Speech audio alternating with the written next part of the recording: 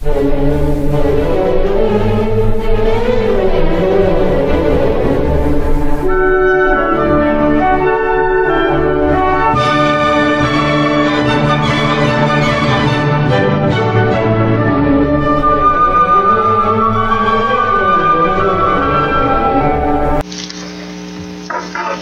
noite a todos. Esse tema, ele sempre aparece numa conversa em centro espírita. É impressionante como as pessoas se enrolam com a própria língua. E nós tentamos entender a nossa vida, os nossos atos e a mudança dos nossos atos pela doutrina espírita. E a doutrina espírita, ela tem uma continuidade. A doutrina espírita, ela não cai de paraquedas. Ela é um construto, ela vem vindo através de tradições mais antigas do que ela. Então nós estamos ligados a uma tradição cultural que começa no judaísmo, e olha que o judaísmo já tem as tradições das culturas dos povos do Oriente Próximo, da Mesopotâmia, que ajudaram a formar a cultura judaica. Nós temos a cultura cristã, que recebe toda a influência dos povos da antiga Ásia Menor, Capadócia, dos povos do norte da África, depois dos gregos, dos romanos, formando, no caso de Agostinho de Hipona, formando toda a teologia, Agostinho do norte da África, toda a teologia cristã. E essa teologia ajuda a formar o pensamento ocidental. O Espiritismo vem no Ocidente. Então, segue um fluxo de pensamento. É como se fosse um livro. Cada vez vai virando uma página e nós vamos nos aprofundando na história da espiritualidade. E uma das coisas que chama bastante atenção é que todas essas propostas é para que nós olhemos para quem nós somos. E não é assim, eu sou Maria, eu sou João, eu sou Tiago, eu sou Madalena. Não, eu sou um espírito imortal. Essa que é a grande diferença.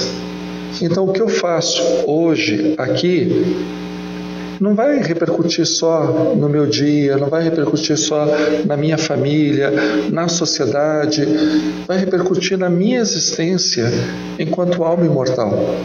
O que eu planto hoje, eu vou colher no futuro.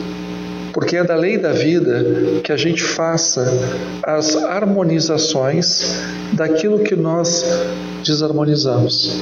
Se quiserem de uma outra linguagem, que a gente arrume a bagunça que a gente fez. Boa parte da bagunça que a gente faz é com a boca. Muita coisa, muito estrago que é feito é com o que sai da boca da gente. Certa vez, Jesus, por ser uma pessoa muito popular, vamos nos colocar na época dele, na Galileia do primeiro século, ocupada pelos romanos, vivendo sob o jugo de um rei, que era um rei fantoche dos romanos, que era Herodes Antipas. E nós temos a figura, nós ouvimos falar de um profeta chamado Jesus, numa pequena aldeia de Nazaré. E esse Jesus, ele trazia uma palavra muito forte de um pai que é Deus e que quer ver os homens se tratando em igualdade. E nós ouvimos falar que ele curava, que ele exorcizava, que ele discursava e que muitos o seguiam. É natural que as pessoas que tivessem uma condição social melhor se aproximassem dele para ouvi-lo melhor. E na época, quem tinha uma condição social um pouquinho melhor é quem era ligado ao governo. Quem era ligado ao governo? As pessoas que sabiam ler e escrever. Porque qualquer governo precisa de controle. As pessoas que aprendiam a ler e a escrever naquela época era para controlar os bens sobre os quais incidiam os impostos que os romanos arrecadavam. Dentro desse grupo, de gente que arrecada dinheiro, existiam esses outros que eram funcionários dessas pessoas, e eram pessoas que no judaísmo eram muito voltadas para a lei e para as tradições. Aí nós conhecemos o partido dos fariseus, nós já ouvimos falar do partido dos saduceus, daquele grupo exótico que vai para o deserto esperando o fim dos tempos, que são os essênios, de certas pessoas que eram pregadores itinerantes e solitários, como João Batista, e um tal de Banos, que a gente sabe por um historiador da época chamado Flávio Josefo. Jesus, se nós estivéssemos ali, seria mais alguém, mais um, falando a linguagem divina. Mas ele tinha uma autoridade, ele tinha atos que os outros só tinham discursos. E ele falava de uma mudança de comportamento. Nós não sabemos como Jesus falava as coisas, porque Jesus falava em aramaico. Os evangelhos que chegaram para nós, chegaram de um grego popular, não um grego clássico, um grego chamado koiné. Em grego koiné, tanto João Batista quanto Jesus utilizavam uma expressão para que nós traduzimos como arrependimento. Mas a palavra grega é metanoia. Metanoia é mudar a visão, mudar o pensamento, é mudar a sua relação com o mundo. Basicamente era isso que Jesus fazia com as pessoas. As pessoas que se encontravam com Jesus não eram as mesmas pessoas que depois voltavam para suas casas. Havia um processo ali, uma mudança de mente, uma metanoia. E muita gente fala assim, Jesus era acolhedor. Ele era acolhedor com todo mundo. Mas as pessoas que resolviam segui-lo, elas tinham que ter essa transformação. Se vocês pegarem na Bíblia, vocês normalmente vão utilizar a palavra, vocês vão ver que os tradutores utilizam a palavra conversão. Entendam, é a metanoia, é a mudança. Tem que se transformar. E Jesus bate muito nisso. Você não pode ser a mesma pessoa agressiva, você não pode ser a mesma pessoa viciada, você não pode ser o mesmo mentiroso, você não pode ser o mesmo bêbado, você não pode ser a mesma prostituta, porque Deus não te criou para isso. Deus espera que realmente haja uma mudança em você, para que você possa ser pleno. A gente perde muito tempo não sendo pleno. Por isso que Jesus era tão inclusivo. E quem encontrava com Jesus e levava a sério isso, mudava a sua vida. E mudava radicalmente. Uma das cenas mais marcantes é quando a gente vê nos evangelhos canônicos Jesus chamando os seus primeiros seguidores. Então ele vai à família de Zebedeu e lá ele encontra Tiago e João, filhos de Zebedeu. E ele fala, vem e me segue. Aquilo ali significa que a pessoa largou a família, largou o seu sustento, os seus barcos, a sua cidade, porque ela viu o mundo de outra forma depois que ela encontra com Jesus. Pedro e André também são dois irmãos pescadores da mesma cidade, Cafarnaum. Larga tudo. A metanoia, a mudança, a transformação. Não tem como mais continuar só arrumando as redes, não tem como só ficar discutindo o preço dos peixes. Houve uma mudança.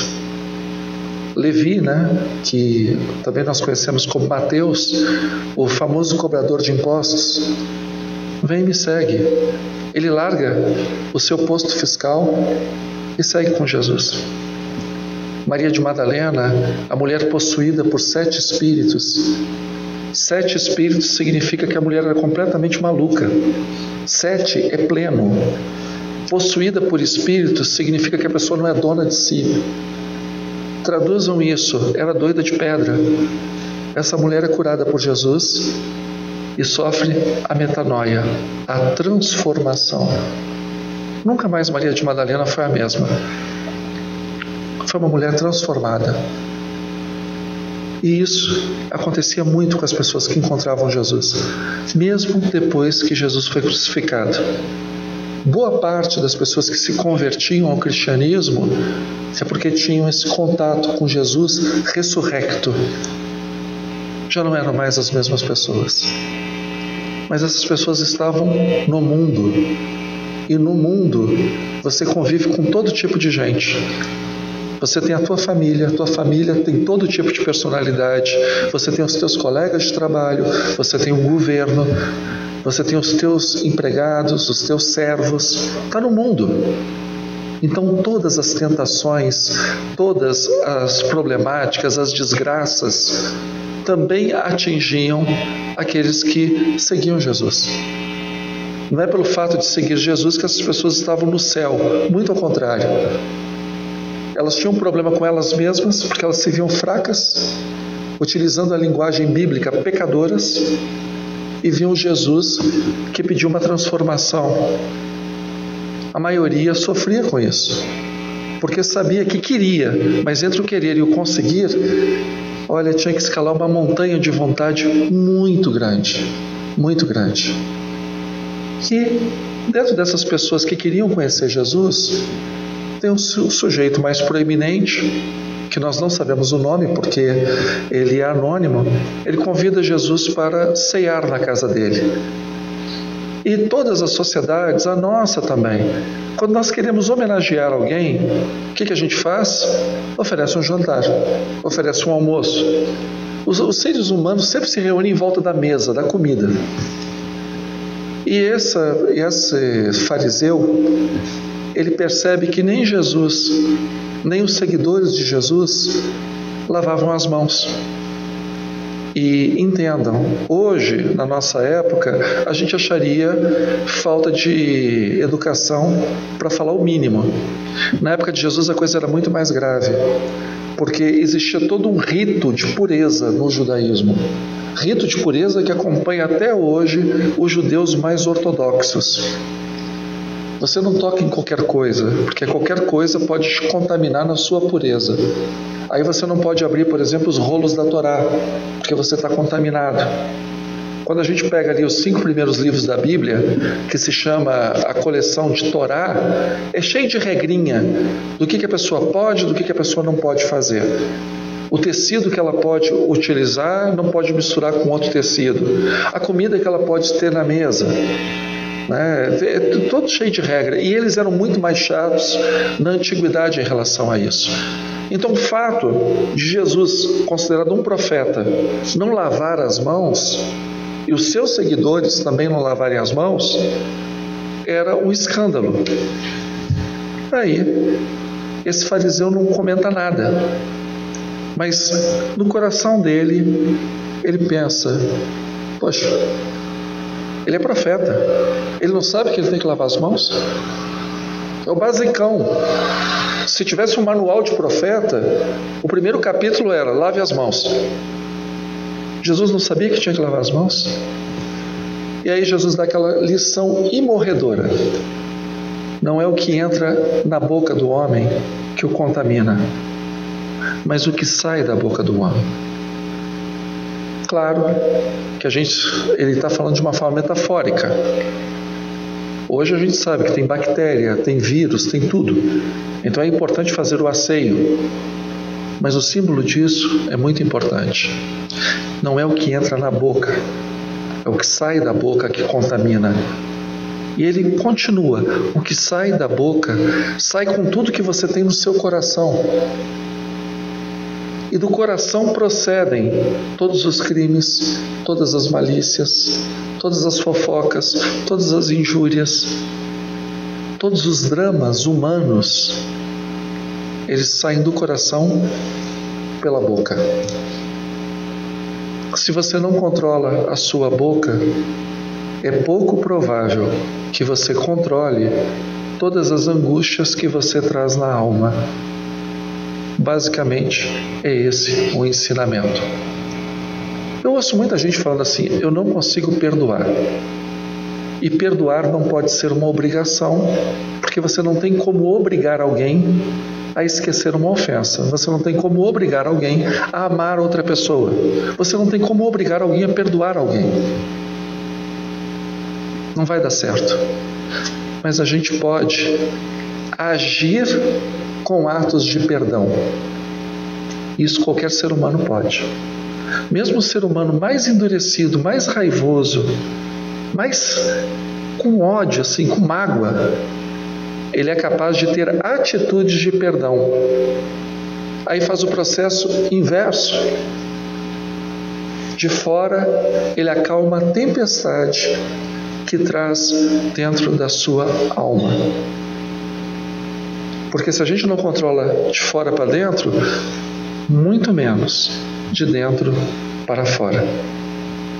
Um bom exemplo disso, por exemplo, é a respiração. O ser humano, quando está muito nervoso, ele respira de forma ofegante.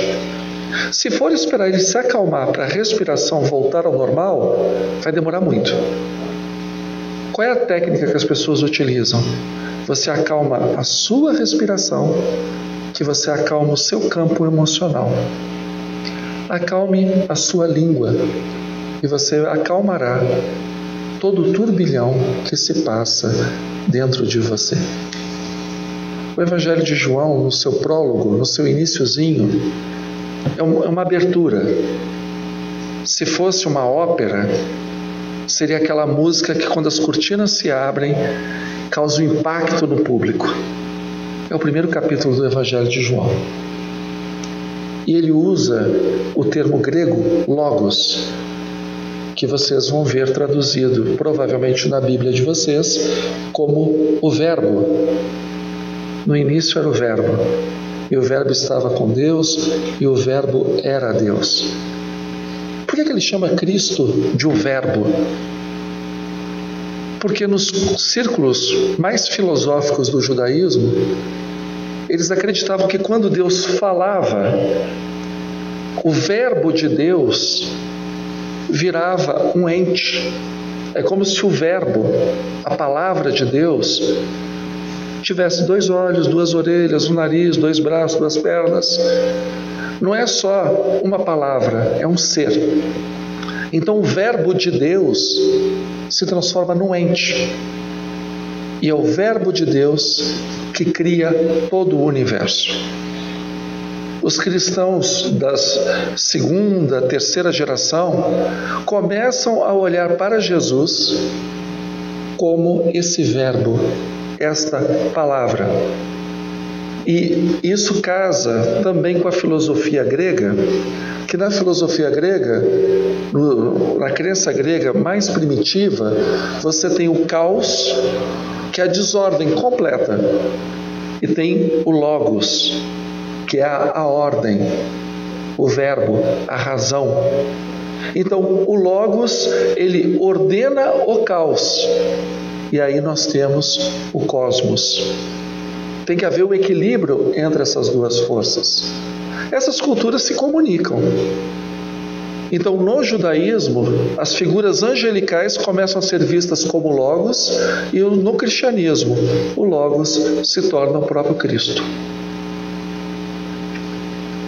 Apesar do símbolo, olha a beleza que tem isso. Jesus, ele é o verbo encarnado de Deus. Vamos tentar entender? Se Deus falasse conosco, como ele falaria? Como Cristo falou. Se Deus fosse nos consolar, como ele nos consolaria? Como Cristo nos consolou. Cristo, Jesus, é o verbo, porque ele é a palavra de Deus. Então, se Deus fosse possível, porque Deus é perfeito, o ser humano é imperfeito, então o ser humano não consegue entrar na frequência de Deus. Deus, ele acompanha tudo, mas mesmo que ele estivesse agora, aqui, do nosso lado, fisicamente falando, nós não conseguiríamos entendê-lo, vê-lo, porque ele é perfeito. Como nós somos muito imperfeitos, a gente é como se fosse um rádio, não sintoniza. Então nós precisamos de alguém que traduza, alguém que tenha essa perfeição e traduza essa beleza divina. Esse tradutor foi Jesus, o Logos divino, o Verbo encarnado.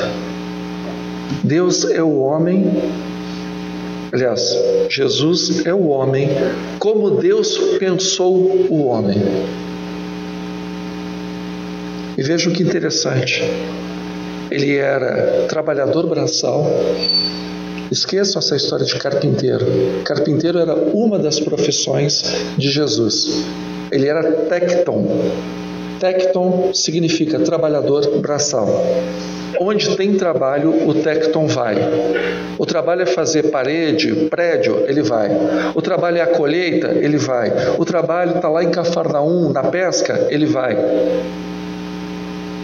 O homem visto pelo olho divino, ele é Jesus.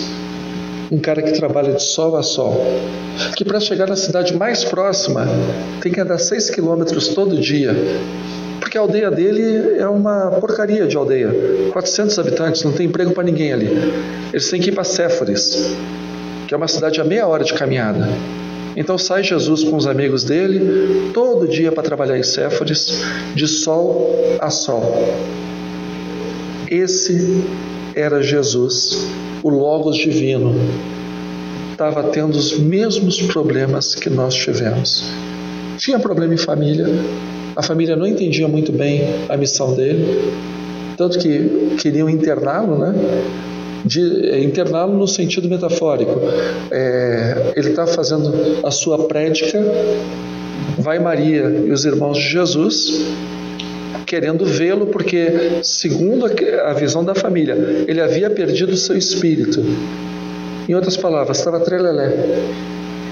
A família julgava que ele estava louco. Então, se você tem problema em família, Jesus foi um bom exemplo, ele também teve. Você acha que os seus amigos são problemáticos? Dê uma olhada para os apóstolos de Jesus e vê o que é amigo. Na hora que a coisa apertou, todos eles caíram fora. Não ficou um. E um dos mais próximos foi o que entregou para o Sinédrio, Judas Iscariotes. Às vezes você se sente abandonado por Deus. Jesus teve um momento dele também. Estava lá na cruz. E ele ora, dizendo: Senhor, Senhor, por que me abandonaste? Porque parece que às vezes o mundo não tem esperança. Tem dificuldade financeira? Ele, quando nasceu, os pais dele eram pessoas extremamente simples, que, segundo o Evangelho de Lucas, eles têm que ir ao templo, fazer a oferta, que todo primogênito tem que ser oferecido no templo, e oferta para pobres era 2 pombinhas. É coisa de quem não tem dinheiro. Então, família pobre. A sua família não nasceu em berço de ouro? Não se preocupe, Jesus também não nasceu. E ainda assim, ele foi o homem como Deus o imaginou. Pensa numa pessoa na sua plenitude. Jesus, o Verbo divino. Quer entender como Deus fala com o homem? Veja o que Jesus falou. E ali a gente vai entender como Deus se comunicaria conosco. Não precisa Deus se materializar. Está tudo no Evangelho. É o verbo bem utilizado. Mas as pessoas utilizam mal o verbo. E essa imagem da materialização, eles usavam uma palavra grega tão bonitinha, homousia, substância. O que sai de Deus tem a substância de Deus e tem a personalidade. O que sai de você, quando você fala, quando você escreve, tem a sua personalidade, a sua substância, a sua homousia. E você não controla mais depois que sai. É como se tivesse 2 pernas, 2 braços, 2 olhinhos, 2 orelhas.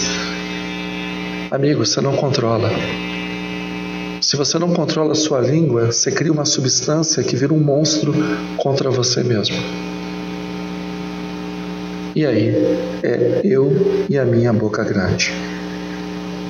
Interessante que esse assunto é tratado numa das cartas, numa das epístolas mais desconhecidas do Novo Testamento. Quando a gente estuda Jesus, do ponto de vista histórico, não do ponto de vista religioso, mas do ponto de vista histórico, nenhum historiador tem dúvidas que Jesus tinha irmãos. O irmão mais famoso de Jesus, depois que ele morre, se chama Tiago, Jacó. E Tiago, ele se junta aos apóstolos após a morte de Jesus. Vai para Jerusalém e lá ele faz parte da Assembleia, da Eclésia, da Igreja de Jerusalém. Paulo, nas suas cartas, se refere a Pedro, João e Tiago como as colunas da Igreja de Jerusalém, ou seja, a liderança. Há uma tradição vinculada a Paulo. No Novo Testamento, nós temos mais de uma dúzia de cartas atribuídas a Paulo. Hoje se sabe que 7 podem ser consideradas de autoria de Paulo. As demais são da escola paulina, ou seja, seguidores de Paulo que usaram o nome dele para reforçar a sua escrita, dar legitimidade à sua escrita. Mas eram vários cristianismos, eram vários grupos com entendimentos, às vezes diferentes de Jesus, da religião cristã. E tinha um grupo que é da tradição de Tiago, a tradição mais judaica do cristianismo. E essa epístola, ela vai falar exatamente sobre essa tradição, que é uma tradição que vê muito a questão moral. Você está próximo de Jesus se você se comporta como Jesus pediu para você se comportar. Porque as pessoas naquela época estavam dizendo assim, olha, basta acreditar em Jesus que está tudo bem. A comunidade que segue a tradição de Tiago fala, não é assim. Não adianta você pegar e acreditar em Jesus e não sofrer a metanoia, a transformação, a mudança de visão. Curiosamente, eu vejo muito isso hoje no Espiritismo. As pessoas vêm muito para o Espiritismo achando que aqui é uma espécie de spa, onde a gente vem para relaxar. A proposta espírita não é relaxar. A proposta espírita é você estar aqui e se sentir incomodado com você, para que você tenha a metanoia. Porque se você acha que está tudo bem, que você não precisa mudar nada, como que o mundo vai mudar se as pessoas não mudam? Como o Espiritismo vai ser agente de mudança para um mundo melhor se os espíritas estão conformados com a sua situação? Não era isso que Jesus pregava, não era isso que Kardec pregava, não é isso que os espíritos esperam. Esperam a metanoia, a mudança de visão. E com isso, a transformação, ou pelo menos o esforço em se transformar. E aí vejam como Tiago fala, ou melhor dizendo, os seguidores de Tiago, a tradição que vem dele, o que eles dizem? Na epístola que leva o nome dele, fala o seguinte, capítulo 3. Meus irmãos, não vos armeis demasiado em mestres, sabendo e recebendo que recebemos uma condenação maior, pois todos nós tropeçamos em muitas coisas. Se alguém não tropeça no falar, esse homem é perfeito, capaz de refrear também todo o corpo. Quando pomos freios na boca dos cavalos, para que eles nos obedeçam, podemos dirigir todo o seu corpo. Vede também os barcos, por grandes que sejam, e fustigados por ventos impetuosos, são dirigidos por um pequeniníssimo leme, para onde a vontade do piloto o pretende. Assim também a língua. É um pequeno membro e vangloria-se de coisas grandes. Vede como um fogo tão pequeno incendeia uma floresta tão grande. Assim também a língua é fogo. É um mundo de iniquidade entre nossos membros. É ela que contamina todo o corpo, incendeia o curso da existência e é incendiada pela geena. De fato, todas as espécies de animais selvagens, de aves, de répteis, de animais marinhos, podem domar e têm sido domadas pelo homem. A língua, pelo contrário, ninguém a pode domar. É um mal incontrolável, carregado de veneno mortífero. Com ela bendizemos o Senhor e Pai, e com ela amaldiçoamos os homens feitos à semelhança de Deus. De uma mesma boca procedem a bênção e a maldição. E não convém, meus irmãos, estas coisas serem assim. Porventura, de uma fonte jorra, na mesma abertura, água doce e água salgada? Porventura, meus irmãos, pode a figueira produzir azeitonas ou a videira de figos? Uma fonte de água salgada também não pode dar água doce. Essa carta, ela data do 1º século da era cristã. Cara, você pode domar um elefante, você pode domar leões, você pode adestrar baleia para se apresentar lá na Disney, mas você não controla a sua língua. E como é que fica? A mesma boca que ora é a boca que faz fofoca. A mesma boca que diz eu te amo, 2 minutos depois diz sai da minha frente que eu não te suporto. E agora com a internet está baixando uma macheza geral. Todo mundo é pistoleiro na internet da verdade. Quietinho, no seu ambiente de segurança, pega, olha uma postagem, olha uma mensagem, entra ali e fala qualquer coisa. A regra é muito simples. Olho no olho. Se você tiver a coragem de falar o que você fala na internet, tudo bem. Agora, se você ruge como um leão na internet e mia que nem um gatinho olho no olho, é porque o que você está fazendo se chama covardia. Não funciona. Não dá certo. Você está mostrando o pior lado que você tem. Porque você acha que está protegido no anonimato. E ainda que ninguém saiba, né? Usa um perfil falso, ninguém saiba que é você. Ainda assim, você está mostrando o seu pior lado. Que não é dos obsessores, não é dos marcianos, não é dos demônios, é seu. Por isso da beleza dessa carta. Essa boca pode fazer muita coisa boa e pode fazer muita coisa ruim. Eu sempre lembro da história desse carpinteiro de Nazaré, que para os romanos, a Judéia, ela era o fim do mundo conhecido. A Judéia ficava nos confins do Império Romano. 300 anos depois, o Império, primeiro com Constantino, que torna o cristianismo lícito. Depois com Teodósio I, que torna o cristianismo a religião oficial do Império. 300 e poucos anos depois. Uma mensagem que começa no cantinho do Império Romano. Só vem de boca. Toma todo o Império. A palavra.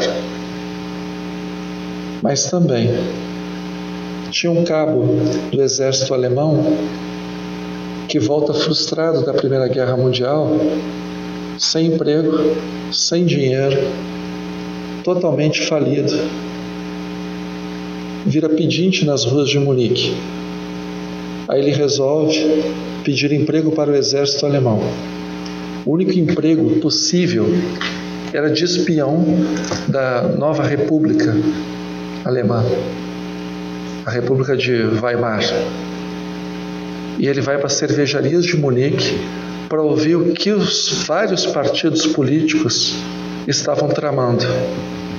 E ele, ouvindo sobre o desgosto dos alemães com a sua nacionalidade, com o seu país, com a sua etnia, ao invés de espionar, ele resolve discursar. O cara não tinha uma caneta no paletó. O nome desse cabo era Adolf Hitler. E bastou o verbo desse homem para que a Europa, o mundo, tivesse 45 milhões de mortes por causa da Segunda Guerra Mundial. o verbo, o que sai da boca, a palavra. Faz toda a diferença. Faz toda a diferença. Por isso que a gente tem que tomar muito cuidado. Porque uma vez que sai, não funciona mais essa história de falar assim: ah, mas não é o que eu penso. Eu não quis dizer isso. Já foi. E agora com celular, com câmera e YouTube, aí que piorou, porque vai falar, vai ficar registrado. Tipo, o Brasil que eu quero. Vai ficar lá. Tem uma história muito interessante no livro Os Mensageiros, psicografado pelo Chico Xavier, a autoria do espírito André Luiz. É o segundo livro depois de O Nosso Lar. É a história muito curiosa de um casal já de desencarnados chamado Alfredo e Ismália. O Alfredo, ele era responsável por um posto de socorro no Umbral para atender entidades sofredoras. Era um posto avançado da cidade ao Nosso Lar. E naquele período que estava o André Luiz, o seu guia espiritual, naquela missão que era o Aniceto, o seu colega, o Vicente, eles estão nesse posto espiritual para dali seguirem para a Terra, né, para onde nós estamos. Eles estão ali conversando com o Alfredo e nesse dia tem a presença da esposa do Alfredo, a Ismália, porque ela não morava com o Alfredo. Eram almas que se amavam, mas o Alfredo só tinha permissão de ver a Ismália de tempos em tempos. E aí o André Luiz fica curioso com aquela situação, mas por que isso? Se vocês, tudo bem, né? Até que a morte os separe. Morreram, mas continuam se amando. Aí o Alfredo conta a sua saga. Ele amava profundamente a Ismália. E para azar dele, a Ismália era uma mulher muito bonita, de nobreza de caráter. Então chamava muita atenção de outros homens. E um desses homens era amigo pessoal do Alfredo, próximo. Né? Não é aquele amigo que todo mundo é amigo, é aquele amigo que frequenta a casa. E ele se encanta com a Ismália e começa a investir nela. E ela, com os pudores de uma mulher casada, o rechaça. Ele fica tão magoado com ela, no seu amor ferido, que ele começa a difamar a Ismália para o Alfredo, dizendo que ela tinha casos extraconjugais, que ele reparasse na roupa que ela usava, na maquiagem, nos gestos, nas amizades. E isso vai envenenando, como se fosse um vírus, né? Vai tomando conta. E o Alfredo vai ficando cada vez mais enciumado com ela e começa a tornar a vida da Ismália um inferno, até que ela fica uma pessoa triste, presa dentro da sua própria casa. Ele se transforma, o Alfredo, num algoz, e o amigo, um feliz e sorridente vingador em relação ao seu projeto: já que eu não tenho, ninguém vai tê-lo. O tempo é inexorável, os três desencarnam.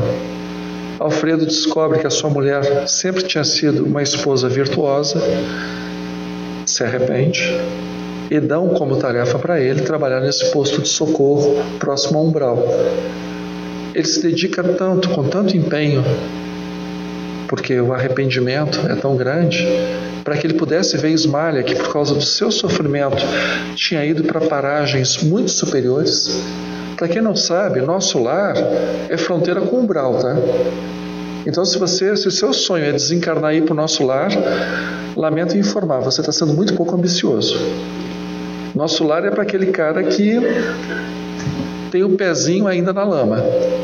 A Ismália já tinha ultrapassado em muito. E o Alfredo só teria a chance de ficar tempos em tempos com ela se dedicasse à ajuda do próximo. E é o que ele faz. E ele se dedica tanto, e é tão bom nisso, que ele acaba virando o chefe daquele posto. E começa a receber a permissão que a Ismália o visitasse. Aí o André Luiz ouviu a história, né? Ficou penalizado com a situação do casal, mas que bom que de vez em quando eles podiam se unir. Aquilo era para incentivar o Alfredo a superar as próximas provas que ele teria. O amor dele pela Ismália e a distância estavam puxando o que esse homem tinha de melhor. Visitando os diversos doentes internados nesse posto de socorro, a surpresa do André Luiz, o caluniador estava lá também. E ele não aguentava receber a presença da Ismália, que mais de uma vez tentou conversar com ele para dizer que o perdoava. Ele não conseguiu olhar para ela, porque a vergonha era tanta que ele se alucinava. Ele chega na espiritualidade como uma pessoa dementada. É a difamação. Para quem não sabe a diferença, né? Calúnia é quando você diz que alguém cometeu um crime. Ah, fulano é ladrão. Roubar é crime. Pois bem, se você não prova que fulano é ladrão, você comete o crime de calúnia. Difamação é você espalhar alguma coisa que desonre a pessoa, ainda que seja verdade. Se você, a famosa fofoca, se você faz fofoca e difama a honra de uma pessoa, ainda que a pessoa seja desonrada, mas a torcida do Flamengo não precisa ficar sabendo. O nome disso é difamação.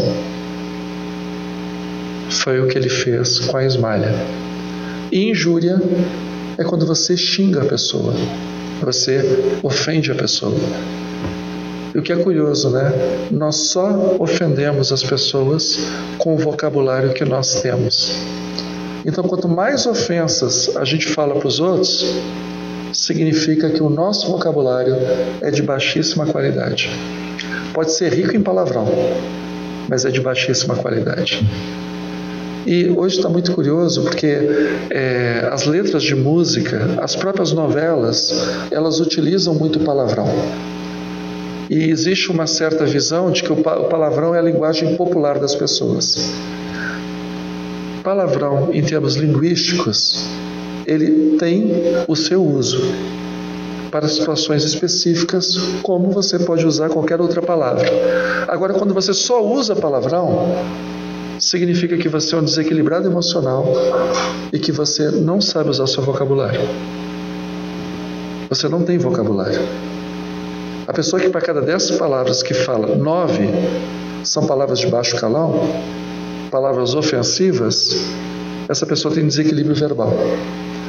Gíria, ela é uma forma das pessoas se comunicarem num grupo, principalmente as pessoas mais novas ou as pessoas de periferia. Faz parte da linguagem. Mas quando você, em qualquer situação, você só sabe falar com gíria, pobreza de vocabulário. E vejam, né? Quem está falando isso é uma pessoa que tem um microfone na frente. Se eu não me controlo no meu dia a dia, naquilo que eu falo, quando eu estou aqui, as chances de falar algo sem perceber são enormes. A chance de você pegar um microfone, falar durante 1 hora, e se você não se vigia no seu dia a dia, a chance de chegar aqui e soltar aquela pérola é muito grande. Então, quem deseja falar em público, comece treinando em particular. Por óbvio, como eu disse, né? Você está com a unha encravada, inflamada, e você dá uma topada numa das pernas da mesa. Eu não vou dizer para vocês que neste momento não vai sair um palavrão, certo? É humano. É humano. Mas quando qualquer situação você usa isso, como se o seu pé vivesse 24 horas do dia inflamado, aí o problema não é no pé, o problema é na cabeça. A língua une as pessoas, a língua aproxima, a língua afasta, a língua incendeia, a língua acalma. A palavra certa, ela edifica. A palavra errada, ela destrói. Não sei se vocês já tiveram a experiência de viajar para um país que vocês não dominam o idioma. Que sensação angustiante você tentar se comunicar e ninguém te entender. É uma bênção poder falar. Um dos lugares que eu trabalhei, e isso como espírita me chamou muita atenção, nós trabalhávamos de madrugada na área de compensação de documentos bancários.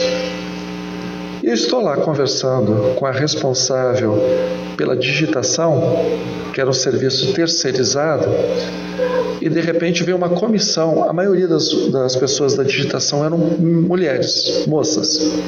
Veio uma comissão de moças fazer uma reclamação com a chefe daquela área. E eu estou ali conversando, ouvi a situação. Olha, nós não aguentamos mais o clima que está aqui na empresa. Tem que tomar alguma providência. Porque está uma fofocalhada terrível, isso já terminou namoro, está quase terminando o casamento, está fazendo inimizade, está um horror, tem que tomar uma providência. E foram lá desfiando tudo de errado que estava acontecendo. Aí a responsável pelo setor, a supervisora da digitação, falou assim: tá bom, quem é que está fazendo toda essa desordem aqui? É a fulana. Fulana? É a fulana. Fulana, a mudinha? É, a mudinha.